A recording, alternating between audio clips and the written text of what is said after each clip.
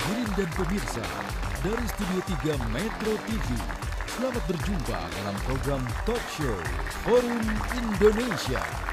Kita sambut pembawa acara kita, Afiani Malik. Halo, selamat malam. Selamat malam para narasumber dan juga para rekan-rekan di studio dan Anda pemirsa di rumah. Laporan harta kekayaan pejabat negara wajib hukumnya diserahkan oleh para pejabat, baik yang baru diangkat, mendapat promosi dan juga mereka yang pensiun.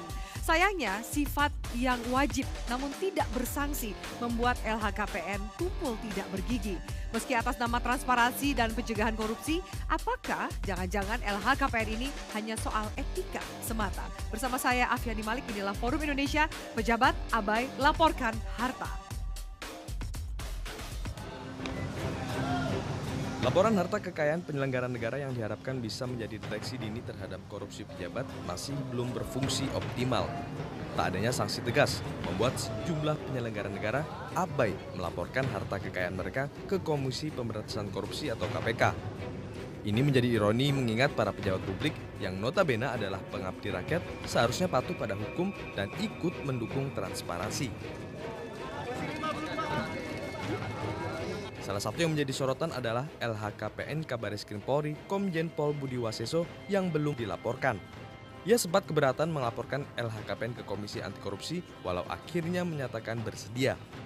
Menurut Waseso, LHKPN miliknya akan lebih objektif jika diisi langsung oleh tim dari KPK yang menelusuri harta kekayaannya. Ini Bapak tetap akan menyerahkan LHKPN? Oh iya dong, itu kan kewajiban. Rencananya kapan Pak? Ya kalau sudah selesai kan pasti kan. Dan jangan kawan-kawan terus dibalik-balik ya. Saya mohon maaf kawan-kawan, jangan ada bagian kawan-kawan yang sedangnya karena ada pesanan ya, pesanan dari kelompok-kelompok itu. Terus jawaban saya dibalik-balik ya. Jangan. Pekan ini atau kapan Pak? Ya. Pastinya kapan Pak? Ya tidak bisa pasti kan, seperti pemeriksaan ya kan. Kan saya udah bilang, saya ingin jujur ya, saya ingin terbuka. Tidak perlu harus saya ngisi, kalau perlu masyarakat umum itu mengawasi saya. Itu yang paling fair. Melaporkan LHKPN adalah kewajiban setiap pejabat publik. Hal ini tertuang dalam Undang-Undang Nomor 28 Tahun 1999. Namun sayang, aturan itu tak sepenuhnya dipatuhi. Masih banyak pejabat publik yang belum melaporkan hartanya.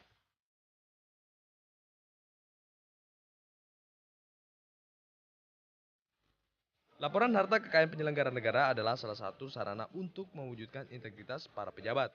Selain juga untuk membantu menciptakan tata kelola pemerintahan yang bersih dan mewujudkan negara yang bebas dari korupsi. Ya pemirsa, pejabat abai laporkan harta, itu yang akan kita bahas di Forum Indonesia pada malam hari ini. Langsung saya perkenalkan para narasumber yang sudah ada bersama saya di Studio 3 Metro TV. Pertama saya ucapkan selamat malam kepada Bang Neta Espare, selamat malam. Selamat malam. Perwakilan dari Indonesia Police Watch. Dan kemudian ada dari Sekjen Forum Indonesia untuk Transparansi Anggaran, Mbak Yeni Sucipto. Selamat malam Mbak Yeni. Selamat malam. Dan satu lagi narasumber saya yaitu pakar hukum tata negara, pidana kayaknya ya. Pakar hukum pidana, Kang Asep Iwan Iriawan. Selamat malam Kang Asep. Baik, kita masih menunggu satu narasumber lagi, yaitu teman Kang Asep ini Bang Ruhut Sitompul, tapi lagi on the way ke sini. Mudah-mudahan naik ojek ya, keburu ya untuk bergabung bersama kita di sini. Oke, baik, kita bahas soal kemudian laporan harta kekayaan pejabat, LHKPN, pejabat negara. Ini pintunya kan sebenarnya kenapa jadi heboh pada ngomongin LHKPN, karena ada kabar eskrim, ya kan, Budi Waseso mengatakan ya ini masih apa ya, ia akan menyerahkan tapi nggak tahu kapan. Ini juga akhirnya menjadi polemik nih Bang Neta. Soalnya hukumnya ada, syaratnya harus apa, wajib, tapi sanksinya nggak ada. Kalau menurut Bang Neta ini seperti apa Bang Neta? Ya sebenarnya sejak lama ya banyak pejabat negara yang abai untuk melaporkan harta kekayaannya ya. Tapi karena ini menyangkut BUAS, ya Budi Waseso ya, dia Kabareskrim yang kontroversial. Jadi lebih hot gitu. Dia lagi berpolemik lah dengan tokoh-tokoh tertentu terutama dari KPK. Sehingga dia mendapat sorotan yang begitu dahsyat dari masyarakat pers. Tapi yang kita tahu sebenarnya bukan BUAS itu bukan tidak mau melaporkan. Kebetulan begitu dia duduk, dia disibukkan dengan pekerjaan yang luar biasa di Bareskrim. Kebetulan ada 3 kasus korupsi besar ya yang akan mereka ungkap. Satu sudah jalan, migas. kemungkinan nanti Telkom, kemudian nanti soal Alkes ya, sehingga konsentrasinya di sana luar biasa dan dia harus membenahi institusi Barreskrim. Oke. Nah, tapi kita berkeyakinan melihat itikat baik dari BUAS, beberapa informasi yang kita dapat, dia akan menyerahkan daftar kekayaan. Dan dari penelusuran kita, kekayaan dia nggak banyak juga. Mungkin masih lebih kaya ibu ini daripada Wah, dia. jangan salah Bang, Iya, hati-hati. gitu ya. Oke. Nah, tapi yang jelas gini. Itu terserah bisa dicari-cari deh sama orang pajak. Ya, Dan saya bukan pejabat negara, saya nggak harus lapor. Tapi yang jelas gini, di undang-undang itu tidak ada batas waktu. Oh, jadi tidak ada batas waktu? Tidak ada batas waktu. Oke. Kapan seorang pejabat itu harus melaporkan kekayaannya setelah dia duduk. Nah, ini undang-undangnya kan banci ya. Kemudian tidak ada hukuman yang jelas kalau dia tidak melaporkan. Nah, kemudian setelah dia melaporkan, ini juga tidak diapa-apakan. Tidak ada yang mengkooperasi, yang menyelidiki. Benar nggak laporan dia? Kalau dia bohong, ya nggak ada. Jadi nah ini juga menjadi pertanyaan semua orang. Saya juga penasaran ketika kemudian LHKPN diserahkan gitu ya. Lalu tidak ada follow up-nya. Follow up-nya biasanya seperti apa sih Ya, yang terjadi? Biasa disimpan di meja saja gitu di KPK. Tidak ada kalau misalnya orang itu bohong, ya udah gitu dianggap. Jadi hanya formalitas sebenarnya yang nggak penting juga. Sebab itulah saya kira undang-undangnya harus diubah. Jadi misalnya 3 bulan dia duduk harus lapor kekayaan. Oke. Kalau tidak ada sanksinya. Kemudian begitu laporannya masuk, kalau dia bohong langsung KPK menyelidiki. Kenakan tipikor ya, undang-undang tipikor ke dia. Nah, jadi harus ada peraturan yang jelas sehingga pejabat publik, pejabat negara tidak main-main di wilayah itu. Kalau sekarang undang-undangnya tidak jelas ya mereka Ya bermain-main cuek-cuek di situ. aja Iya. gitu. Oke, menarik. Mbak Yeni, Anda punya data juga ya soal ini. Kalau saya catat mungkin Anda juga bisa menambahkan. Dari terakhir 30 April 2015 dari 231 ribu sekian pejabat negara, ternyata sebenarnya tingkat kepatuhannya 67,91%. Itu sebenarnya cukup baik kan ya Mbak? Atau belum? Ada grafik juga bisa kita bahas?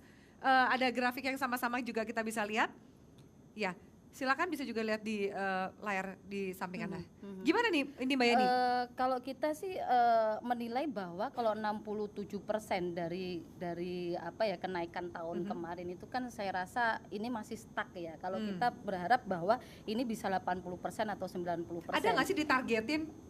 Sebenarnya ada ditargetkan wajib lapor begitu kan, wajib lapor itu kan sekian ada. Kalau 2015 umpamanya dari 67% itu kan yang terendah ini kan ada di unsur legislatif yang hanya tercatat 26% dari wajib legislatif lapor. malah yang paling Betul. bandel ya. Kemudian Mungkin dari kenapa nggak datang ini gara-gara dari kemudian dari eksekutif eksekutif kita juga melihat ada 69% yang baru melakukan pelaporan. Kemudian di BUMD dan BUMN itu tercatat 75%, kemudian di yudikatif baru 88%. Nah, ini kan sebenarnya dari isu yang kemarin mencoba DPR mendorong BUAS untuk melapor, tetapi kan sisi lain sebenarnya di tingkat institusi legislatifnya juga tidak patuh untuk melaporkan, baru 26% saja. Hanya saja sebenarnya kalau berbicara mengenai LHKPN ini kita menilai bahwa ini masih sebatas formalitas dan tidak ada tindak lanjut. Kalaupun ini sebenarnya bisa sebenarnya ada pembuktian terbalik sebenarnya KPK paling tidak bekerja sama dengan PPATK. Karena kan ini untuk menjawab di pasal 2 dan pasal 4 sebenarnya untuk bisa mengidentifikasi rekening-rekening yang dilaporkan, harta-harta yang dilaporkan, ada item A sampai berapa itu ya, ante sampai H mungkin itu kan. Nah, itu bisa dibuktikan. Kemudian kalau dibuktikan kira-kira di pasal 4-nya merespon ya kan di Undang-Undang nomor 8 di PPATK di tahun 2010 itu apakah ini disamarkan atau tidak. Sebenarnya kan ada sanksinya kalau KPK bisa bekerja sama dengan PPATK. Jadi sekarang posisinya KPK ini sudah bekerja sama nggak sih dengan PPATK atau jangan-jangan juga Ditjen Pajak itu kan juga ini kan mereka juga pasti ada lapor pajak kan? Kalau kita menilai sebenarnya di dalam LHKPN ini kan kita masih menilai bahwa KPK masih belum kerjasama ya kan dengan kawan-kawan di, Itu.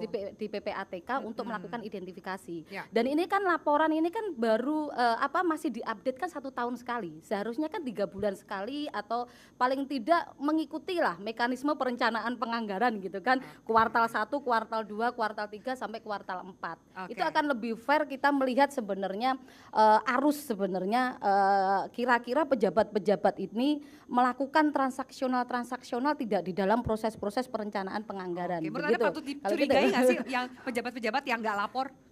Ya sebenarnya ada sih, sebenarnya dengan cara bekerja sama dengan PPATK bisa sebenarnya indikasi-indikasi korupsi atau indikasi-indikasi Ketrace. transaksional itu bisa bisa terlacak dengan cara seperti itu. Itu yang belum dilakukan oleh KPK begitu. Kang Asep, bagaimana tanggapan Anda Kang Asep? Ini katanya juga peraturannya banci, wajib tapi nggak ada sanksi, jadi mendingan ngerjain tugas yang lain daripada lapor kekayaan. Gini Mbak Api, 98 sudah turun TAP MPR nomor 11, perintah harta kekayaan ya. Kemudian juga undang-undang tentang 29 yang disebutkan tadi, kemudian undang KPK udah ada. Jadi 17 tahun yang lalu sudah ada. Bahkan ada lembaganya namanya KPKPN, Pemeriksa Keuangan Negara. Karena tadi yang katakan Bang Pane, karena sanksinya nggak ada, ya nggak ada masalah akhirnya bagi orang pun. Melaporkan tidak melaporkan hanya administratif gitu kan. Jadi seharusnya dari mengenai datanya Mbak Yeni itu harusnya dari 2000 itu sudah harus ada data gitu kan. Tapi kan nyatanya udah 17 tahun kalau kita punya anak udah jadi mahasiswa kayak begini kan. Tapi kenyataannya tidak ada yang melaporkan, sebagian hanya sekian persen. Nah persoalannya karena apa? Tadi pembentukan undang-undangnya dia tidak ada keinginan, ketika dia ingin bersih, ingin apa, dia takut kena dirinya sendiri. Ketika dia bikin aturan. Kalau bersih mah nggak usah takut kena dirinya dong. Ya kan kita punya aturan. Kalau bersih kenapa harus risih?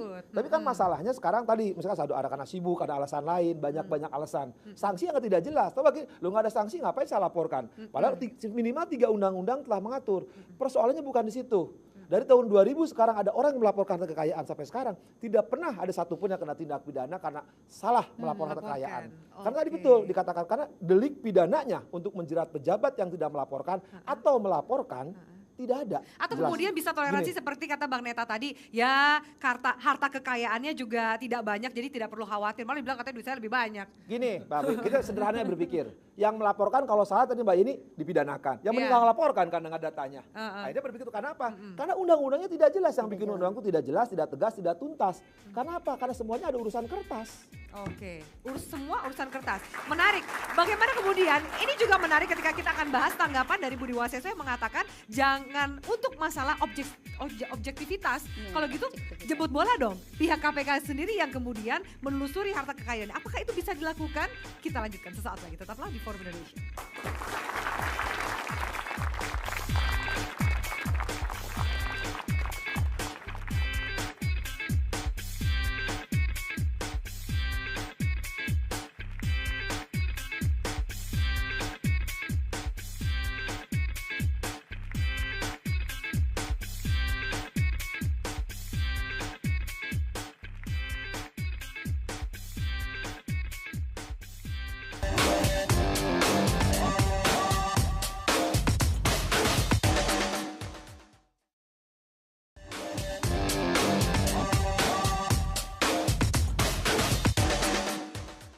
Kami membuka ruang apabila ada yang ingin menyampaikan harta kekayaan, tetapi semacam minta dipandu ya, untuk mengisi form itu. Ya, itu tadi tanggapan dari Johan Budi PLT Wakil Ketua KPK. Nah, Bang Neta, bagaimana tanggapan dari Budi Waseso sendiri ketika mengatakan KPK disuruh terlusuri sendiri, bikin laporan supaya objektif. Ini kan menjawab sebenarnya tadi pernyataan Bang Neta ketika yang melaporkan juga langsung dia taruh di atas laci gitu. Ya, itu satu gagasan yang menarik ya dari Budi Waseso bahwa sebenarnya KPK saja yang turun melakukan investigasi terhadap kekayaan dia gitu. Ini sesuatu gagasan yang menarik. Tapi dasar hukumnya apa gitu ya? Undang-undang tidak menyebutkan itu. Oke, mungkin Budi Waseso tidak masalah didatangi KPK untuk mengusut kekayaannya, tapi pejabat lain akan mempertanyakan, apa dasar hukumnya? Kenapa lu datang ke gua? Undang-undangnya mana gitu. Jadi saya kira yang perlu adalah undang-undangnya diperjelas dulu, diperjelas. Khusus untuk kepolisian itu kan mulai dari Kapolres sebenarnya harus melaporkan kekayaannya. teknisnya ini agak sulit karena di kepolisian itu mutasinya sangat cepat, bisa setahun, paling lama 2 tahun.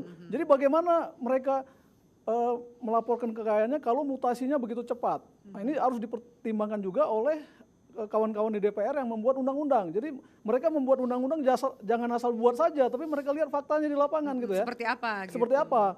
Nah, kayak ya Buas contohnya. Begitu dia duduk di Bareskrim, banyak sekali pekerjaan yang harus dia lakukan karena perubahan-perubahan ya, banyak kasus-kasus di Bareskrim yang selama ini macet, tidak jalan secara maksimal, itu mulai didorong sama dia. Nah, di tengah kesibukan itu tentu waktu dia untuk menyusun kekayaannya yang mungkin tidak seberapa juga, ini merepotkan dia gitu ya. Mbak Reta, atau jangan-jangan juga tadi kan kita dengarkan statement Budi Waseso sama-sama bahwa kemudian jangan soal ada pesanan atau takutnya digunakan sebagai urusan kepentingan politik yang lain, itu kan ada juga khawatiran dari Budi Waseso. Terlalu berlebihan juga Buas seperti itu ya. Itu kan ini sesuatu yang wajar-wajar dan sesuatu yang ecek-ecek sebenarnya laporan kekayaan itu. Jadi nggak perlu juga dia terlalu lebay juga mengatakan ini ada pesanan orang, pesanan politik untuk menjatuhkan dia, nggak juga. Tapi bisa nggak kemudian Kang Asep menjatuhkan orang misalnya untuk kepentingan politik atau apapun lewat laporan LHKPN-nya? Silakan dipicu.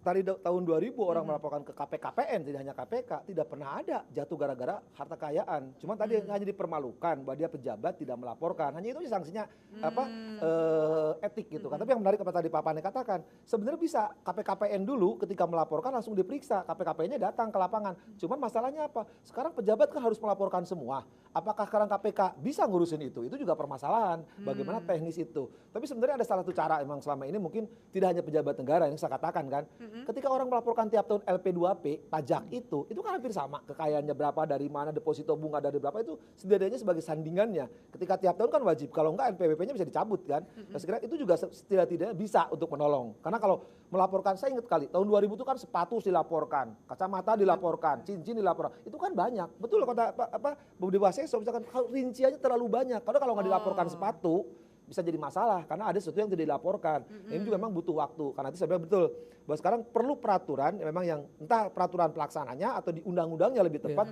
teknis, mekanisme, bentuk, cara dan waktu terus dirinci. Berarti itu muaranya ke Komisi 3 dong? Ya Komisi 3, tapi masalahnya Komisi 3 nah tadi kita kan tahu. Sebenarnya ada alternatif juga. Oke, kita nggak usah repot-repot pakai LKPN ya. Mungkin dari laporan pajak. Laporan pajak. Artinya orang pajak harus mulai progresif. Begitu ada seorang pejabat yang tidak melaporkan pajaknya secara benar, mereka harus memproses. Mereka punya wewenang untuk memproses itu. Ini kejahatan pajak. Tapi persoalannya apakah pejabat pajak berani? Sampai hari ini sudah begitu lama Indonesia merdeka, belum satu pun kita melihat ada pejabat yang diusut aparatur pajak melakukan kejahatan pajak. Belum ada. Ini kan ironis. Jadi seolah-olah pejabat kita itu pajaknya bersih semua. Baik semua, wajar semua. Kantor pajak ketika pajak orang pajaknya minta malah. Tapi kalau kita sih menilai bukan hanya di sektor pajak ya yang harus dilaporkan. Karena ini berkaitan dengan soal integritas begitu kan. Karena ini pejabat publik.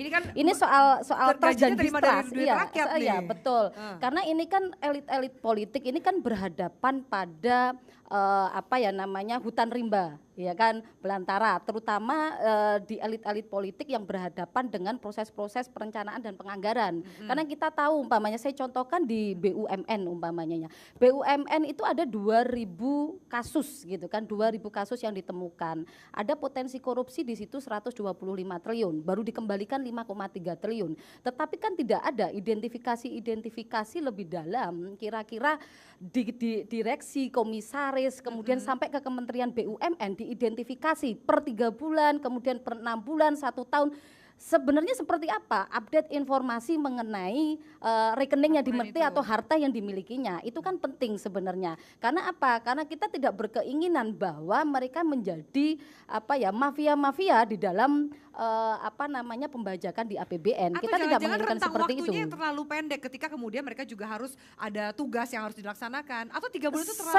Saya rasa ini bukan berkaitan dengan tugas dan wewenang yang melekat. Ini soal tanggung jawab, soal integritas yang harus yang harus dipertanggungjawabkan. Ini soal akuntabilitas yang yang kemudian digaungkan sejak dahulu. Jadi alasan begitu. tadi Bang Neta Soal untuk transparansi, kemudian soal Buas belum akuntabilitas melaporkan gitu. LHKPN karena Saya banyak rasa juga? ini bukan menjadi apa ya, bukan menjadi alasan ya, alasan klasik bahwa beliau berhadapan dengan kerja-kerja yang harus diselesaikan, tetapi ini berbicara mengenai transparansi dan akuntabilitas yang dibangun, terutama Buas adalah salah satu pejabat di pemerintahannya Jokowi yang dimana mencoba untuk mengedepankan transparansi dan akuntabilitas. Mungkin itu yang seharusnya dikedepankan, begitu. Yang benar gini, Aha. justru kalau pejabat negara atau pegawai negeri itu gampang karena keperbendaharaan ada daftar gajinya gitu. Yang benar tadi Mbak Yeni, orang-orang di BUMN sekarang, para direksinya, para komisarisnya dapat keuntungan kontantimnya dari perusahaan, itu yang tidak jelas, yang susah. Pertanyaan saya, kenapa sih yang dikejar-kejar sekarang penegak hukum, kemudian orang-orang dalam petik selebritis, padahal ada orang-orang yang mendapatkan uang lebih banyak, yang menurut kekayaan negara, tadi misalkan BUMN, yang kita susah datanya susah karena mereka jualan seperti perusahaan negara dijualan. Itu lebih banyak. Apa kemudian menjadi tantangan atau permasalahan yang menurut ya kembali ke regulasi tadi. Jadi seolah sekarang kenapa harus diarahkan penegak hukum atau pegawai negeri? Gampang. Karena aja kekayaannya dari Departemen Keuangan, daftar gajinya gampang. Kalau dapat lebih gratifikasi. Dia kena korupsi. Itu gampang. Tapi BUMN, BUMD ya itu lebih parah lagi sebenarnya. Itu harus dicari karena kekayaannya sambungan. Jadi selama ini BUMN tidak pernah dijamah begitu loh. Potensi-potensi kasus korupsi yang ada itu tidak pernah ditindaklanjuti, makanya kita kepingin bahwa ini ada kerjasama KPK dengan PPATK untuk bisa menelusuri begitu, bukan hanya pada persoalan pajak begitu loh, tetapi identifikasi harta yang dimiliki beliau. Tadi menarik juga soal kemudian integritas, soal macam-macam itu gimana Bang Neta? Ya, kalau soal tugas mah itu alasan klasik katanya. Ya, integritas, transparansi segala macam. Kalau itu dasar hukumnya nggak jelas, orang saya kira gampang mengabaikan. Toh tidak ada batas waktu, ya nantilah menjelang pensiun saya laporkan. Bisa saja kan karena nggak ada batas waktu. Tidak ada koridor undang-undang yang mengikat mereka. Jadi kalau kita bicara transparansi, bicara integritas, itu harus diikat dengan aturan yang benar-benar strict gitu ya. Jadi jangan seperti sekarang ini kan di negara ini semuanya serba kepura-puraan. Serba nggak jelas. Palsu, ijazah palsu. Jadi kalangan DPR bikin undang-undang. Tapi mereka lebih berorientasi kepada diri mereka bagaimana mereka bisa selamat dengan undang-undang itu. Mereka tidak tersentuh. Ini kan ironis. Jadi saya kira bicara transparansi, integritas, ya harus ada koridor undang-undang yang mengikat itu sehingga orang tidak bisa lari dari situ. Sanksinya jelas. Reward and punishment-nya ada. Jadi gini, kalau dalam di undang-undang belum selesai nih. Kalau di dalam undang-undang kemudian ditegaskan dalam tempo 3 bulan dia setelah duduk dari jabatannya tidak melaporkan kekayaannya, copot dari jabatannya. Itu baru seru. Bisa nggak kemudian seperti itu? Karena menarik, saya menyambung dulu sedikit. Di Hakim Agung, untuk menjadi Hakim Agung itu LHKPN adalah syarat administratif wajib. Kemudian untuk LP2P, laporan pajak pribadi, LP2P ini menjadi salah satu syarat kenaikan pangkat untuk PNS. Tapi kan untuk kemudian pejabat negara yang lain kan tidak ada untuk itu kemudian sebagai syarat kenaikan pangkat mereka. Saya kira itu bisa diadopsi, kan sudah ada ya, jadi bisa diadopsi. Ya saya kira kalangan DPR harus memikirkan itu untuk membuat satu perangkat hukum soal itu. Kemudian setelah dilaporkan apa follow up-nya. Jangan juga dilaporkan kayak dilempar ke langit kemudian nggak jelas juga buat apa gitu. Itu jadi ketika dilaporkan kan dimasukkan lembaran sebentar negara. Kang Asep. Jadikan lembaran negara itu rugi-rugi negara masukkan lembaran negara bertumpuk-tumpuk, tapi tidak ada tindak lanjut ketika orang itu melanggar, misalkan ketika orang kan laporkan jadi lembaran negara sekian, tahun sekian berubah, tapi nggak ada sanksi. Karena itu betul. Ketika orang melaporkan berapa jumlahnya, berapa kenaikannya, baik sebelum sesudahnya harus ada aturan yang terinci. Nah selama ini betul, misalkan di beberapa instansi tertentu ketika orang mau naik pangkat, ketika orang mau jabatan, jadi syarat. Kalau tidak melaporkan LHKPN dia kena sanksi, LP2P dia kena sanksi. Nah itu saya kira betul. Itu bisa diadopsi. Diadopsi menjadi norma undang-undang yang mengatur undang-undang LHKPN misalkan. Ya, jadi baik. Ayo Mbak masih Neta. Masih bisa. Sebentar, Mbak Yeni dari tadi mau ngomong, silakan Mbak Yeni. Terima kasih. Mungkin begini ya, kalau berbicara soal transparansi, kalau tidak ada aturan-aturan yang mengikatnya juga salah. Karena di dalam Undang-Undang 17 mengenai keuangan negara berbicara soal transparansi dan akuntabilitas, itu bisa dijadikan cantolan di dalam aturan-aturan mengenai harta kekayaan, begitu kan. Di dalam Undang-Undang Dasar 1945 juga jelas bahwa anggaran sebesar-besarnya dikelola dikelola untuk kemakmuran rakyat. Berarti di situ dituntut soal transparansi dan akuntabilitas di publik begitu. Itu yang harus dilakukan begitu. Nah, saya rasa bahwa kalau transparansi itu tidak diaturan kemudian tidak termaktub di dalam undang-undang tersendiri di KPK maupun di PPATK, itu saya rasa juga tidak bisa dijadikan acuan, tetapi ada undang-undang di luar itu begitu yang dijadikan acuan begitu. Sekarang menjadi persoalan kan, kenapa penyelenggara negara, kenapa pegawai negeri yang gaji tetap dikejar-kejar, sedangkan pengusaha-pengusaha yang bermain dengan oknum-oknum tidak dikejar-kejar gitu kan. Jadi sebenarnya pintu celah kemudian untuk bermainnya itu sebenarnya banyak sekali. Dan kemudian apakah sanksi sosial ini cukup efektif untuk memberikan efek jerah bagi pejabat negara yang tidak melaporkan LHKPN? Kami lanjutkan sesaat lagi. Tetaplah bersama kami di Forum Indonesia.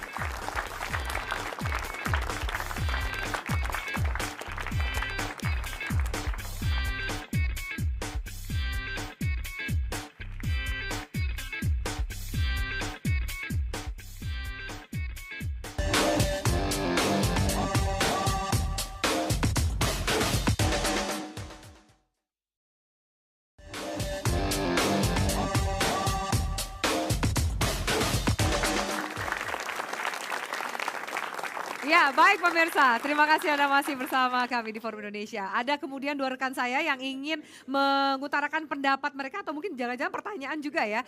Oke, silakan. Namanya siapa dan dari kampus mana? Boleh berdiri? Nama saya Rahmilawan Tigafar dari STPLN Jakarta. Oke. Saya mau minta solusi sebenarnya, mengingat permasalahan tadi itu, apa sih solusi terbaik yang bisa kita berikan? Apakah dari pejabat itu sendiri kita beri sanksi atau diturunkan dari jabatannya? Soalnya kita juga sebagai masyarakat agak gimana ya kalau misalnya seorang koruptor nggak ketangkep. Seharusnya emang para pejabat harus ada transparansi. Iya, transparansi atas harta mereka. Soalnya saya lihat juga banyak pejabat yang hobinya tiap bulan keluarin mobil sport, jalan-jalan ke luar negeri, terus juga padahal aslinya sebelum dia jadi pejabat orangnya orang-orang biasa aja. Jadi saya minta solusi terbaik gitu kalau banyak pejabat yang abai laporkan harta. Oke, jangan-jangan ada indikasinya seperti itu ya. Terlihat dari gaya hidup yang berubah setelah menjabat. Oke, terima kasih banyak. Satu lagi, silakan. Ya, duduk aja katanya. Assalamualaikum warahmatullahi wabarakatuh. Waalaikumsalam, silakan. Perkenalkan, nama saya Fajrul Islami. Saya mahasiswa S1 STPLN. Jadi saya bertanya, ini pendapat nih Pak. Pendapat saya mengenai itu masalah pejabat laporkan harta. Kalau menurut saya, kalau para pejabat merasa dia bangsa Indonesia, pasti dia merasa bahwa dia mempunyai tanggung jawab sendiri. Jadi kalau menurut pendapat saya, karena kurangnya kejujuran di dalam Indonesia ini, sehingga Indonesia itu sulit maju. Karena penuh kepura-purakan sehingga rakyat Indonesia jadi tidak tahu arah dan tidak tahu, maka mereka merasa tidak sanggup dalam hal ini. Oke, ya, baik. Ini ngomongnya lebih luas lagi soal bangsa dan kejujuran, makanya nggak maju-maju. Oke, silakan Bang Neta. Kakak saya mau menanggapi, Pak dosen silakan. Saya pikir memang kewajiban, kan di TAP MPR, di undang-undang ada kewajiban pejabat untuk melaporkan kekayaan. Artinya itu wajib gitu. Tapi di lain pihak juga ketika tadi kita katakan relugasi peraturan perundang-undangan tidak jelas, dimanfaatkan oleh pejabat-pejabat tertentu. Tapi kita juga nggak boleh seudon. Ketika ada pejabat-pejabat kayak mobil sport, istri 5, nggak ada masalah. Sepanjang emang dia memang kalau istri 5 lapor LHKPN juga sih Bang. Kalau dia buat kan banyak yang isinya 7, 8. Ya. Saudara supaya tahu, tidak semua pejabat korupsi. Ya, saya bukan bela pejabat. Ada juga pejabat yang bertuanya kaya, mungkin juga usaha batu akik gitu kan. Nah, sekarang model, jangan juga aja usaha prostitusi online juga mungkin juga kan. Nah, jadi kita jangan sudah tidak hasil dari korupsi, satu itu. Kedua, nah arah kita jelas. Selama pejabat emang tidak berkhianat karena amanat rakyat.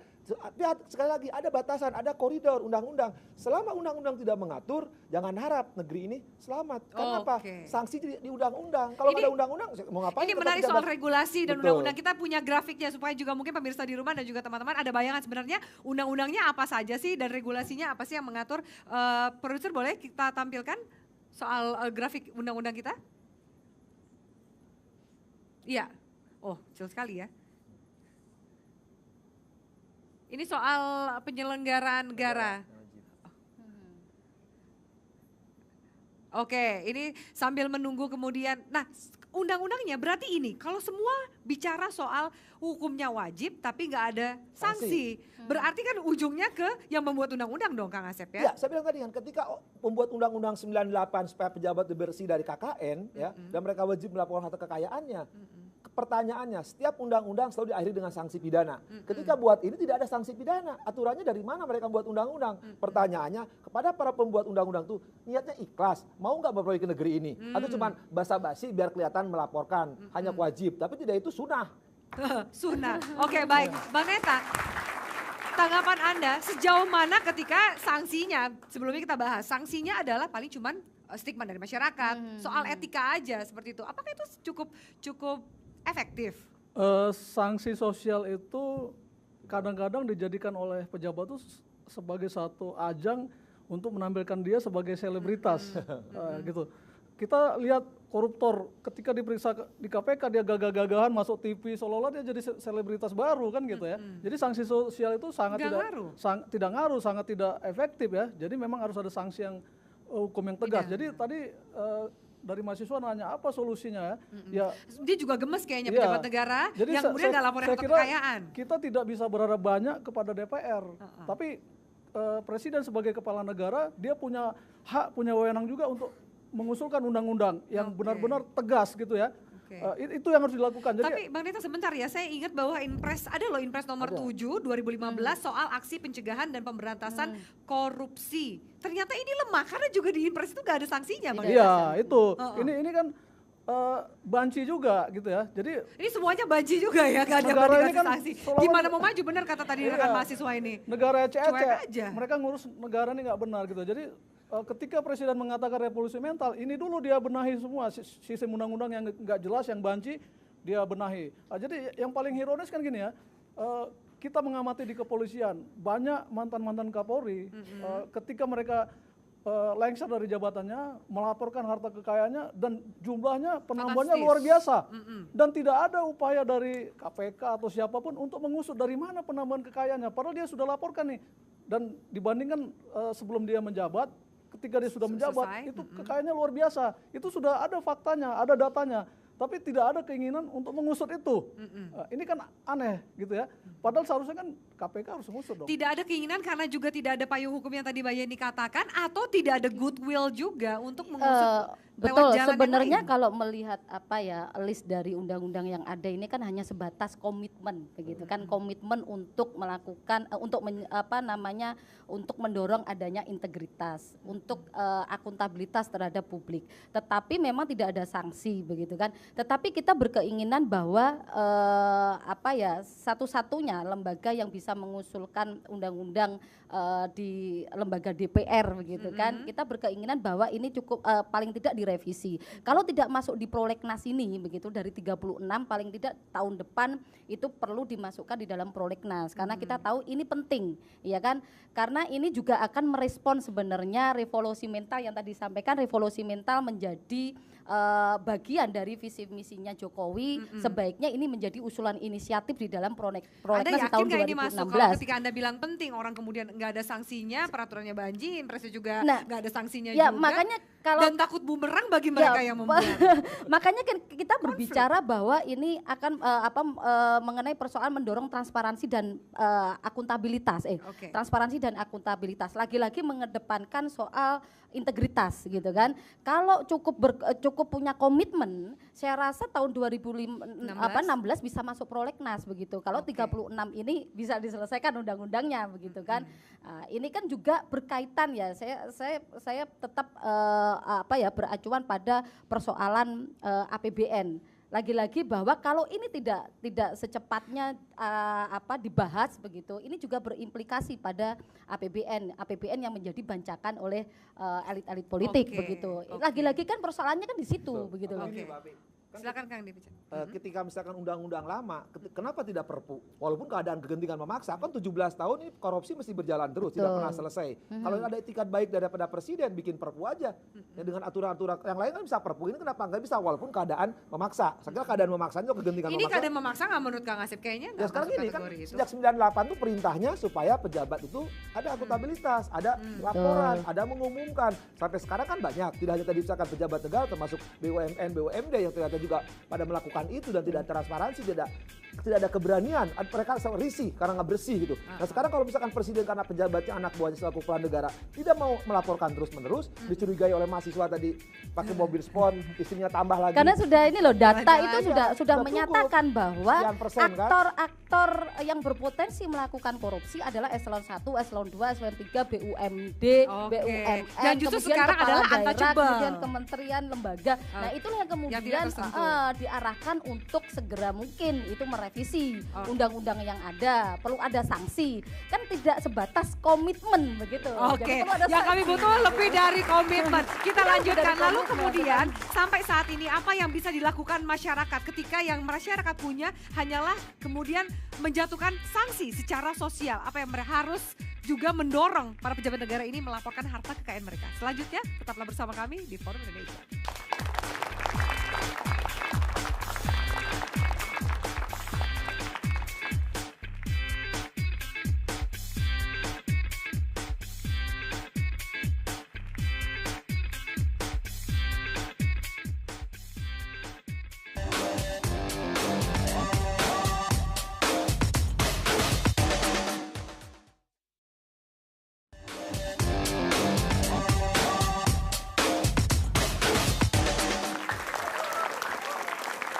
Oke, masih kita lanjutkan pemirsa di Forum Indonesia. Ketika ini masyarakat kasihan, ketika yang masyarakat punya hanyalah amunisi untuk memberikan efek jerah atau juga mendorong pejabat negara melaporkan harta kekayaannya adalah sanksi sosial. Apa yang harus dilakukan? Mungkin dari Bang Neta juga sekalian closing statement, Bang Neta. Ya, memang kasihan masyarakat kita ya.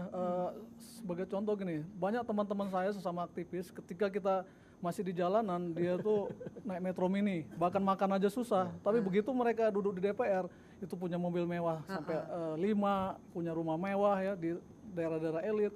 Dalam waktu tidak sampai 1 tahun gitu ya. Ini luar biasa gitu. Jadi kalau situasinya seperti itu, kita mau bicara sanksi sosial seperti apa gitu ya. Malah mereka bangga.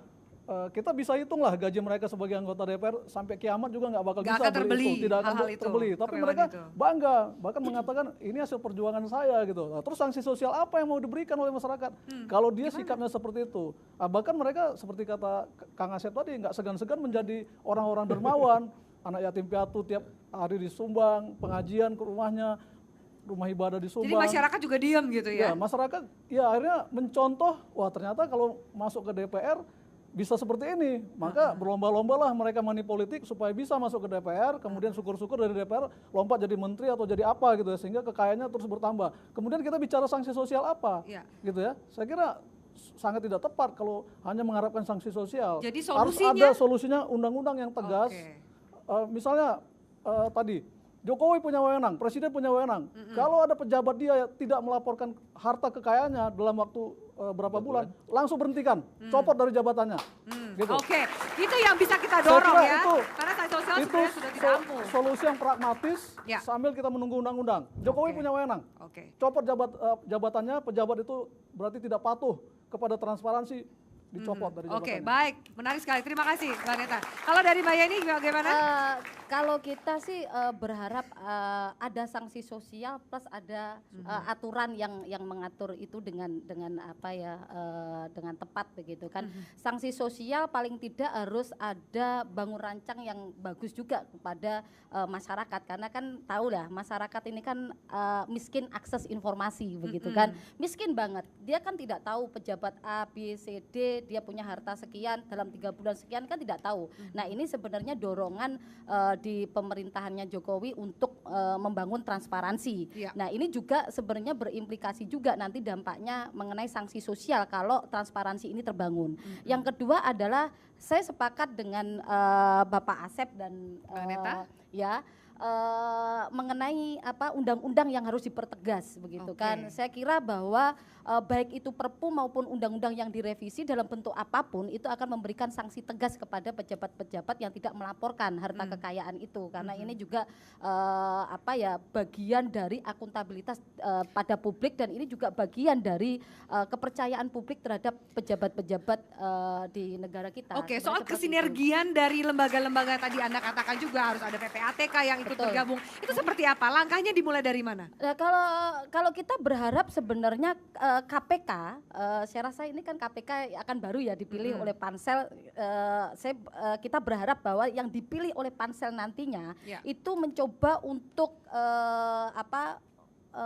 melakukan pijakan awal lah untuk bisa memperbaiki ini, terutama di persoalan laporan hasil persoalan harta kekayaan ini. Saya rasa pansel ini cukup jeli lah untuk bisa memilih orang-orang yang akan duduk menjadi pimpinan KPK dan mulai mensinergikan dengan kerja-kerjanya di PPATK untuk melakukan identifikasi mengenai harta kekayaan. Itu penting. Oke, begitu. baik, Ya. baik. Sebelum saya ke Kang Asep, Bang Neta, Anda mau menambahkan juga soal pansel cukup? Cukup. Oke, baik. Kang Asep silakan. Ya, sekarang budaya kita kan budaya paternalistik. Masyarakatnya permisif, masif.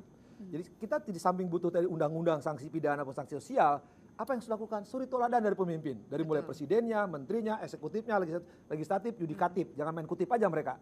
Ya. Selama mereka menampilkan hidup glamor, penampilan yang tidak layak seorang pejabat, masyarakat akan lihat. Tadi Pak Panip katakan, loh jadi pejabat enak kan? Nah, ikutan.